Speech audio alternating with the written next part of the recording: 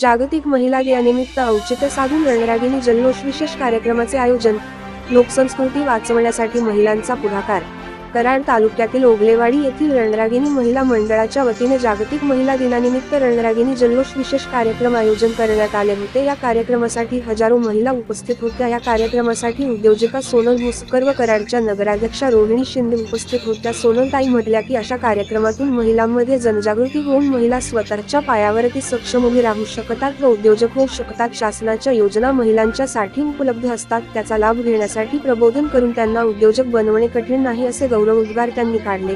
या कार्यक्रमासाठी रोहिणी शिंदे यांची प्रमुख उपस्थिती होती. रोहिणी शिंदे म्हणाल्या की माझ्यासारख्या सर्वसामान्य मुलीला कराड सारख्या महाराष्ट्रातील विचाराचा वारसा असणाऱ्या शहराचे नगराध्यक्षपद भूषवण्याची संधी मिळाली, याचा मला सार्थ अभिमान आहे. महिलांनी आपली संस्कृती जपली पाहिजे. आत्ताची युवा पिढी आपली संस्कृती कुठेतरी विसरत चालली आहे. त्यामुळे लोकसंस्कृती महोत्सव घेऊन आपण महिलांना एक व्यासपीठ निर्माण केले आहे. अशा उपक्रमाला माझा नेहमीच पाठिंबा असेल. मुलींनी सुद्धा यासाठी पुढाकार घ्यावा.